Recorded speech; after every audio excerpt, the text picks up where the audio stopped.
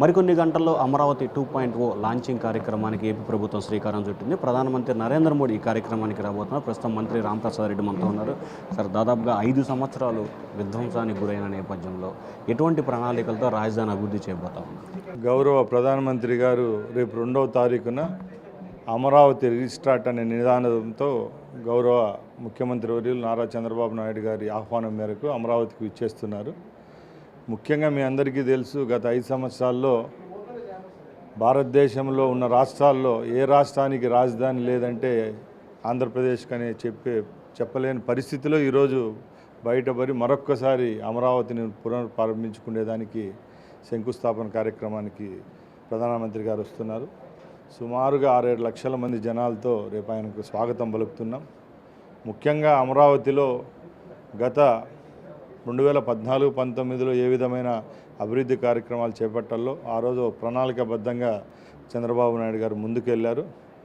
5 సంవత్సరాలు వైసీపీ అధికారంలోకి వచ్చిన తర్వాత అమరావతిని అబాసుపాలు చేస్తే మరొక్కసారి శంకుస్థాపన కార్యక్రమం చేసి వచ్చే 4 సంవత్సరంలోనే అమరావతికి ఒక షేప్ తీసుకొని వచ్చి అమరావతి అభివృద్ధి కార్యక్రమాలను ముందుకు తీసుకునే విధంగా చంద్రబాబు నాయుడు గారు ముందడుగు వేస్తున్నారు.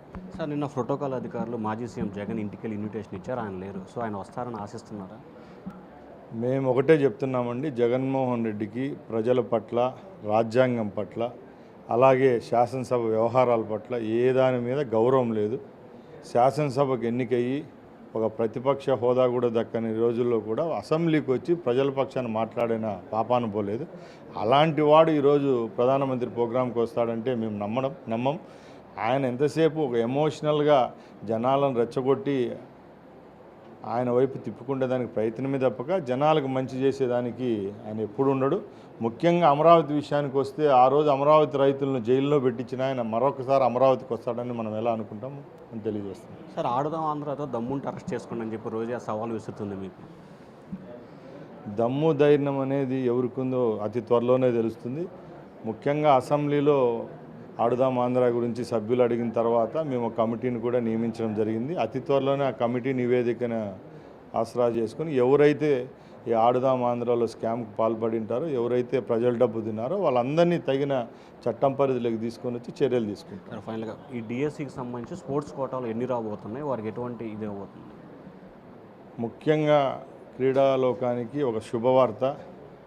మొట్టమొదటిగా రాష్ట్రంలో 16,500 డిఎస్సి పోస్టులకు నోటిఫికేషన్ ఇచ్చిన పిమ్మట స్పోర్ట్స్ కోట ఏదైతే 3% రిజర్వేషన్ ఉందో దానిలో భాగంగానే 412 పోస్టులకు నిన్నే నోటిఫికేషన్ ఇవ్వడం జరిగింది.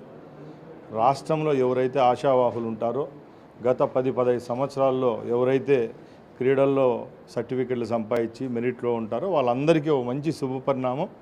412 మందికి ఈ రాష్ట్రంలో మంచి రోజులు వచ్చాయి. తప్పకుండా వాళ్ళందరికీ ఉద్యోగాలు వచ్చే ఆస్కారం ఉంది.